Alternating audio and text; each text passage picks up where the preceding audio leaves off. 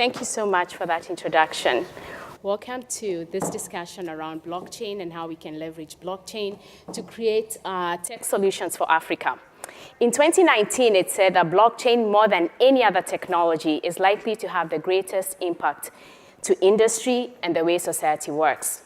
Many say blockchain will do for the global economic system what the internet did for the democratization of information, providing new business models, new ways to compete, hold, transfer value, transact, and the list goes on.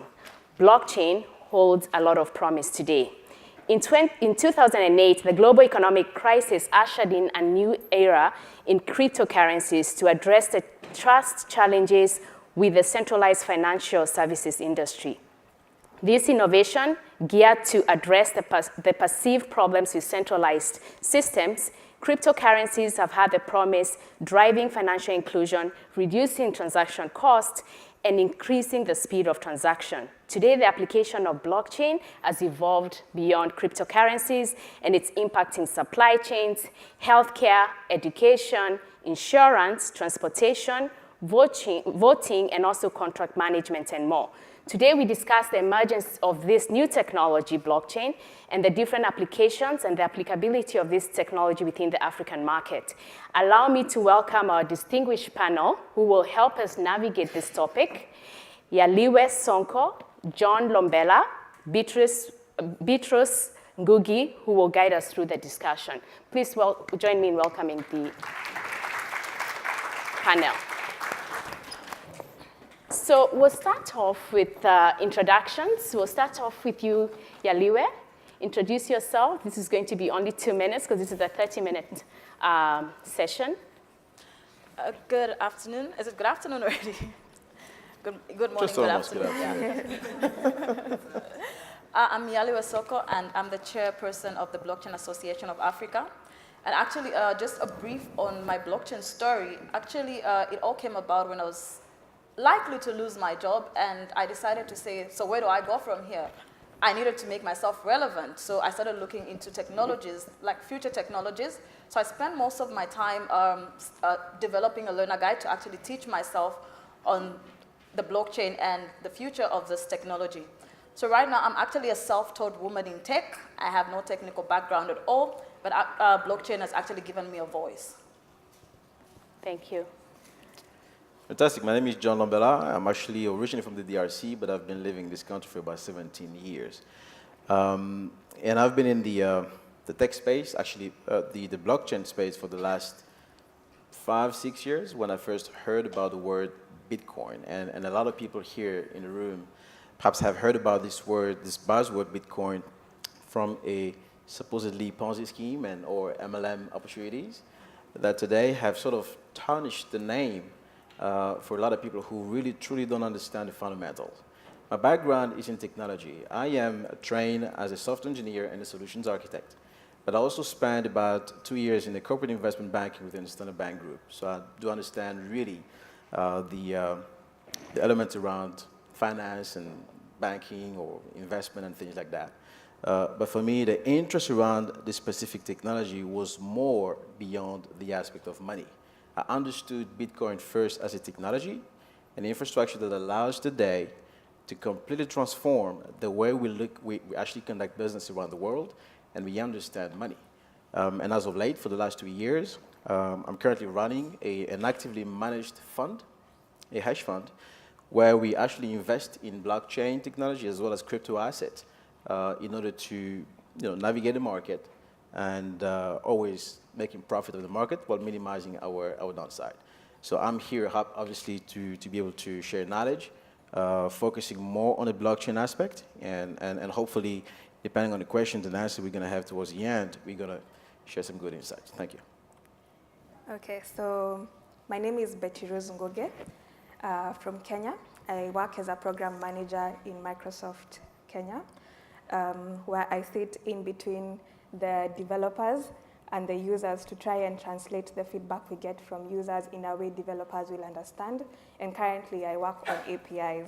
So you might be wondering, how did I get into blockchain exactly?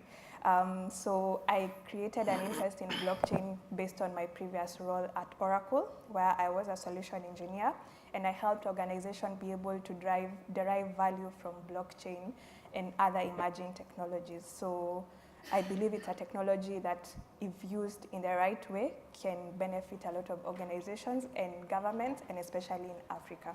So Yeah. thank you. Thank you so much for that. So let's start by level setting for the audience. What is blockchain and distributor ledger technology? John, let's start with you. Thank you very much for asking that question. Before I do, I look at the audience. It's quite interesting to see that there's a great attendance here. So everybody's interested about the blockchain technology. How many of you understand the fundamentals, principles of blockchain? Please raise your hand. 2, 3 hands. But I see that 93% or 98% of you people are interested about the blockchain technology. I'm going to ask another question before I dive in. 2 things. Would you be interested in blockchain technology because you heard about Bitcoin and how it generates wealth?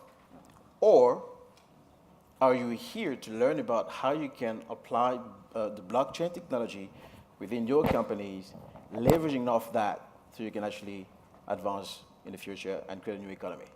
Who would say the first one? Who would say the second one? The first one, money. The second one, technology. So you guys don't want to make money. Let's dive in. All right, the word blockchain and DLT are sometimes used interchangeably, right? But let me educate you further in understanding that DLT technologies have existed before. Distributed databases are essentially technology or databases that are spread across what is known as several nodes or computer devices.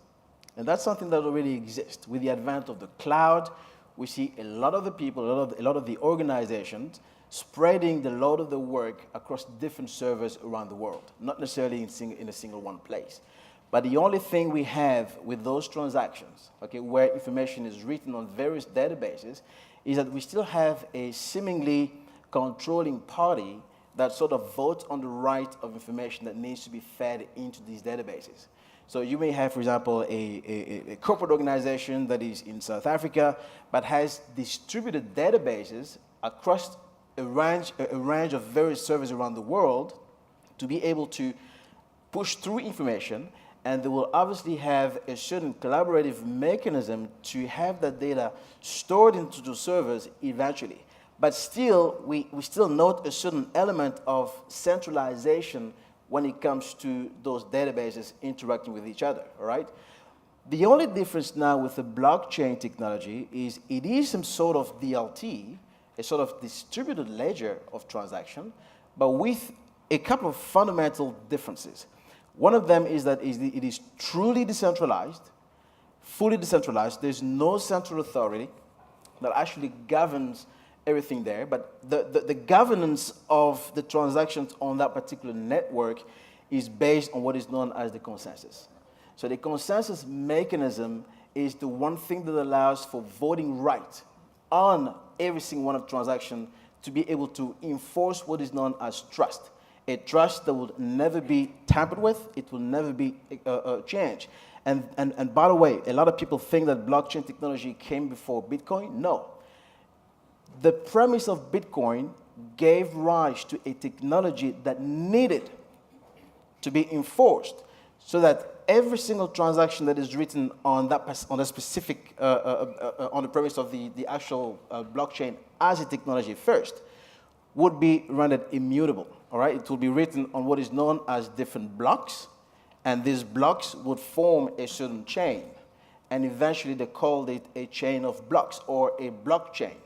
So the blockchain today is what has been fueled by the birth of Bitcoin as a technology, not Bitcoin the currency, all right? So every time that I focus on the technology, I look at the Bitcoin blockchain with a capital B, but the smaller b is the currency, because there was a need to allow incentivization to people who would then run these nodes around the world.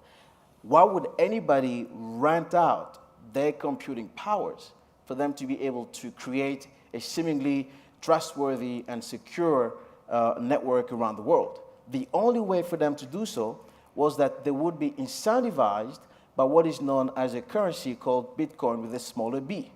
Now, that essentially created a new level of economy, fueling the way that Bitcoin today is known as the new trust bearer in this space, whereby we have in banks, for example, the central banks are the trust bearers, but a blockchain becomes the trust bearer, whereby there's no central authority, but the consensus mechanism, typically known as the 51% or more, with the voting right, will determine the validity of the transaction that should be recorded on the ledger, that particular DLT ledger. So once the information is recorded, it is immutable. Nobody can ever reverse it. To actually go ahead and attempt to reverse this transaction in today's monetary value would account to over billions of dollars, and that proves to be not worthy. And therefore, the trustworthy chain of Bitcoin is known as the longest chain possible. Why? Because every single time there are hackers who are trying to tap into the network in order to distort information on the Bitcoin blockchain. And guess what? You will be surprised. For the last 9 years or 10 years of the existence of Bitcoin, it is the single network in the world that has never been hacked. Why? Really... Because it is impossible to reverse this transaction because of the cost associated to it.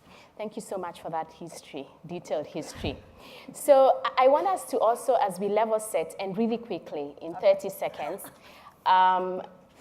let's demystify. I mean, we've had different types of blockchains out there, private, public. What does this mean? What are the different types of blockchain that exist today? Thank you so much, Caroline. So when I look at the public blockchain, right, I normally liken it to democracy, like government of the people, for the people. So it is a blockchain where everybody participates, and decisions are actually based on consensus, right? Just like John explained. So more like 51% of agreement on the network, and then the private blockchain is more like let's say for an organization. So this one, with the public blockchain, no one is in charge. It is for everyone, but with the private blockchain, there is an in charge there. There is someone, and it is this person who actually determines who can have access to that information. So in my terms, sometimes I normally debate whether it is really a blockchain, because blockchain is decentralized, but that is the private blockchain, which is mainly for organizations. Then there is one which is the federal or consortium blockchain. So this is like the third one. And with the consortium and federal blockchain is whereby maybe a number of organizations come together, right? And then they need to record certain transactions. So let's say financial institutions, and there's some information or transaction that needs to be passed along. So this is where you find that maybe there's 20 organizations, right? And then 15 of those organizations reach a consensus. So this actually takes away from the autonomy of the private blockchain, because there's actually a few other parties involved in that blockchain. I don't know if that covered the 30 seconds. Yeah, thank you so much for that. Thank you. We're all about demystifying all these buzzwords. All right, so let's now have a discussion around the trends around blockchain. What are the industry trends? Is blockchain really, when it comes to its applicability, right? Is it reality or hype? Which industries are you seeing adopting this technology? Okay. We can start with you, Betty. Okay, I think looking at me means... Yes, yeah. Okay, so I'd say blockchain is a solution, but not a solution to everything. I think there are some fundamental questions that every organization needs to ask themselves before they start an implementation of blockchain. And very broadly, I put two main use cases for blockchain. One of them is any process where you find trust is needed. And trust means it's organizations that need to have interaction, but they don't trust each other. And if you need trust introduced into the transaction process, that is a very good use case for blockchain, because blockchain exposes the transactions to everyone who is involved, and also make sure that everyone who is involved has a say in the final data that goes into the ledger. So that is one application for blockchain. The second one is where reconciliation is required, because if you look at reconciliation, is one person asking the other for their data, then going record by record, ensuring that the record that you have is also the record that I have as well. And that can be really solved by blockchain, because if everyone has the same ledger, why are we reconciling really? So I think any organization that has those two main things in part of their process, where trust is needed and also where reconciliation is needed, is some of the ways that blockchain can be applied. And there are several industries that would benefit from this.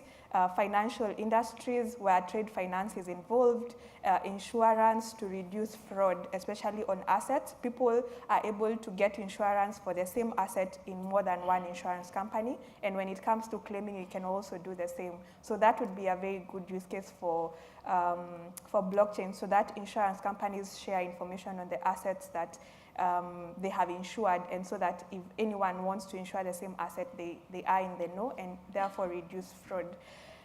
Government will also be a big beneficiary of blockchain. I come from Kenya, and every 5 years we have elections, and I don't remember any election that we did and everyone agreed that this was the winner and this was the loser. I don't know about other African countries, but in my country it's a really big issue, and I'm so sorry to all Kenyans. Maybe I'm putting you on the limelight in a bad way.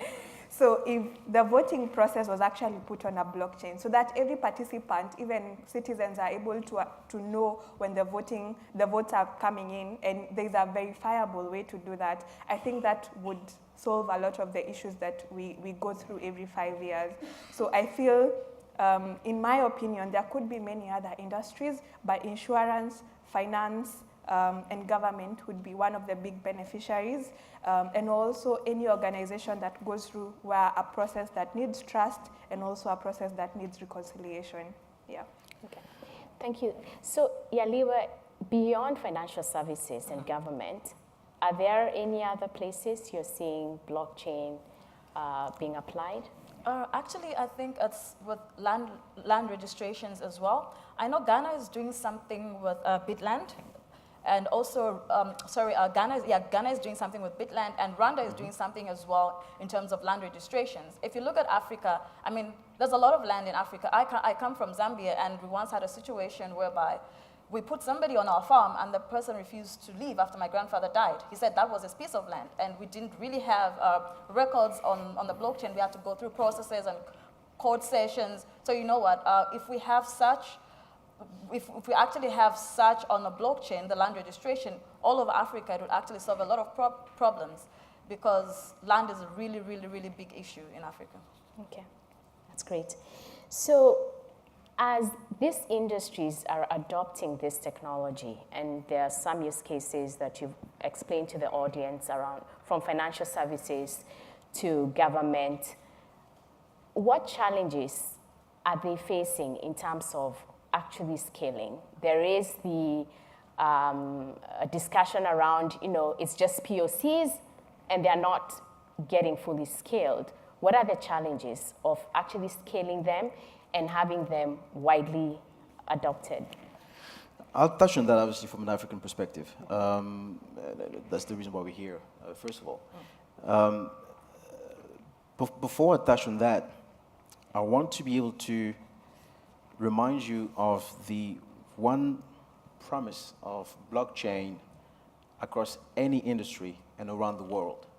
And that is really, to my view, and I've summarized it this way, that blockchain as a trust protocol for a new economy. And I will debunk the word trust in just a moment. But coming back to some of the challenges we have in Africa and what I think we should be able to do for us to fully embrace them. Yes, it is true that a lot of countries are currently in the POC phase, South Africa included, by the way. The South African Reserve Bank has a project known as Project Coca that is essentially looking to leverage on the blockchain promises and the technology itself for them to be able to efficiently and very fast do these transactions cross-border. Currently, if I were to send money to my country using a bank, from Standard Bank to another bank in the DRC, for example, it will take about 2 to 5 working banking days for them to be able to receive the funds. However, with technology and the blockchain, not only the blockchain, whatever is digital, I'm able to send money today and that will receive it instantly.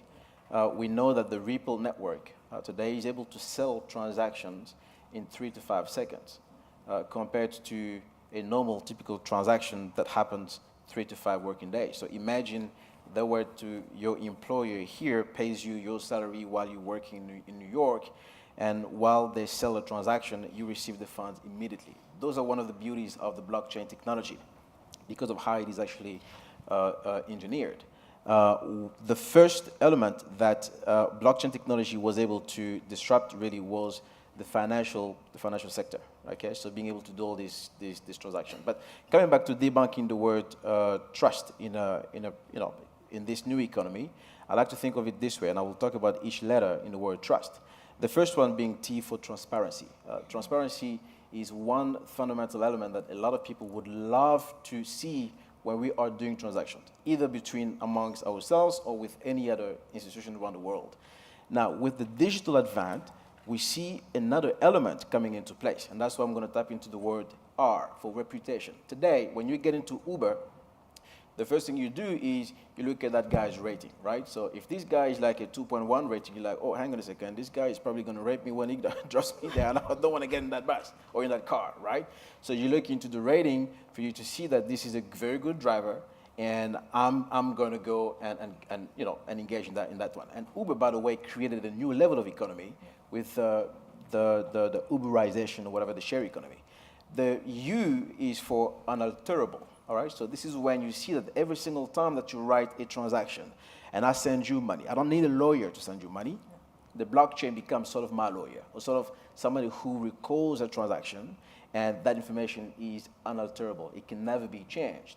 Now, the most important one, the last two ones, which is the S for smart contract. Now, the smart contract is the one thing that ushers into a new economy here, because with the smart contract, we're now seeing that all the legal engagement between parties can now be written in code. And that's why you will often see or hear in blockchain we trust, just like the American did in God we trust for money, but in blockchain we trust. We trust the code, 1 + 1 = 2, it's not equal to 3. And nobody will ever change that. And lastly, which is the most exciting one, is the T for the token economy. And that's where a lot of people who do not understand the world of investing and how to create new economies would actually are struggling to understand what Bitcoin exists.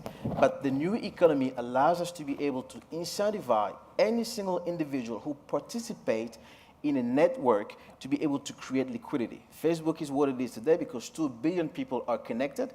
If 2 billion people weren't connected at the same time, Facebook wouldn't have any value. And the network effect of that will make sure that in the next 5, 10 years, Bitcoin becomes extremely, extremely usable and liquid, that many other utility tokens as well will have that opportunity as well in the future. Thank you. Okay, thanks for that. So for the entrepreneurs in the room, in the audience, with a desire to build a technology startup, utilizing this technology, John, are you seeing any investments in this area? Absolutely. And if they are, what examples, specific examples Sure. or projects? Absolutely. First of all, in December last year, I met with a sheikh in Dubai at a conference, and there's one thing that he told me that sort of really just got me thinking too much. He mentioned to me the one thing. He says, John, you know what? The blockchain is the cure for Africa. It's not even for the Europeans or the Americans, but it is the cure medicine for Africa. Now that alone is a statement that really revolutionizes your mind when you think about that. Why? Because in Africa we have so much corruption, we have so many issues, we have so many underlying activities that prevent us to be able to grow as an economy.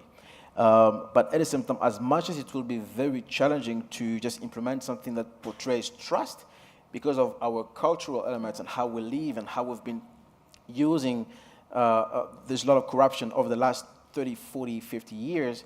Now, bringing in the blockchain to automatically disrupt the current workings ability of these guys is going to show us sort of a barrier. What we do in a space for entrepreneurs, we encourage them to bring in innovative solutions, innovative ideas that sort of provide a solution to existing problems. Now, not every solution requires the blockchain. But those that do require the blockchain, we encourage these entrepreneurs to actually go out there and do the same. So within the healthcare system, we see a lot of them actually doing something within the remittance place, whereby, if for those of you who may know, the remittance place around the world constitute about 600 billions a year transaction, with 40 billions alone in Africa. And that is a huge amount of money that the diaspora is sending into Africa per year, and those funds are redirected to entities that aren't even African native, but they are based overseas. So these tech companies are building these solutions on the blockchain to see how they can actually even get a piece of the pie in that particular space, all right? So if we look into the case of Zimbabwe right now, I was there 3 weeks ago, where I made a huge, silly mistake for me to travel without having cash, thinking and hoping that when I get there, I would be able to draw money from the ATM. There wasn't any money, any cash, not even a dollar, a US dollar, not even the local currency. Now, I was stranded. Taxi driver asked me, well, actually helped me out, and I said, do you take Bitcoin? He said, I don't take Bitcoin, but we do swipe. Now, of course, I do carry my Bitcoins with me every single time I travel, and I'm able to monetize that. The problem with Zimbabwe is that the current economy prevents them to be able to have a stable environment, a stable economy. And I'm glad to know that the finance minister is eager into embracing blockchain technology for them to be able to see how the central banks can leverage on that and boost their economy. That's an important aspect that we need to understand when it comes to blockchain as a trust protocol for a new economy, but also doing something for ourselves. So we are running out of time. Actually, you've run out of time. So just before we close, what are you excited about most in 2019, Yaliwe, when it comes to blockchain on the continent? I think in 2019, it's actually a time where we actually see a lot of use cases. I mean, over the past few years, there's been a lot of talk, and we've seen that now people are actually coming to the table and coming up with solutions that are actually going to change the way Africa does business, the way the healthcare sector deals with counterfeit drugs and a lot of things. So I'm really excited for the use cases in 2019. Absolutely. Beatrice? So what I look forward most in 2019 is for most organizations and government to move past the POC stage into real implementation stage, because we've been talking about a lot on this is how it can help you. So now we need to see it helping you. We need to see more government taking it up, more organizations saying we are on blockchain. And as well, blockchain as it is at the moment, there are a couple of limitations, especially in the consensus methods. And one of the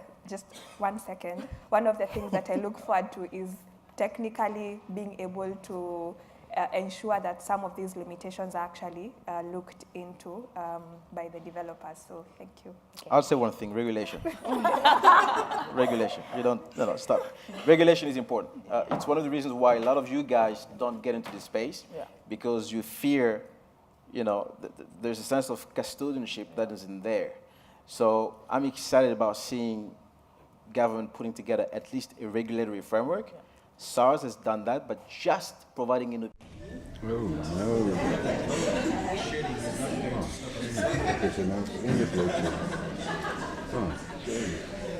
All right.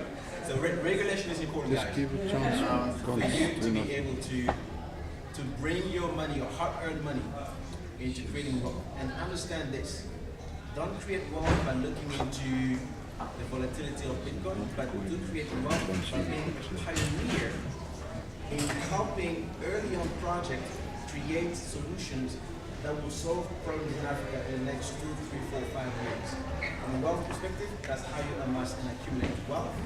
And from a technology perspective, that's how you contribute towards developing or proposing solutions that will solve problems for Africa. This is technology. So, blockchain is not hype, it's reality. It's going to monetize every asset, every transaction, every work process, organization, both small and medium organizations. And therefore, let's go out there and make the business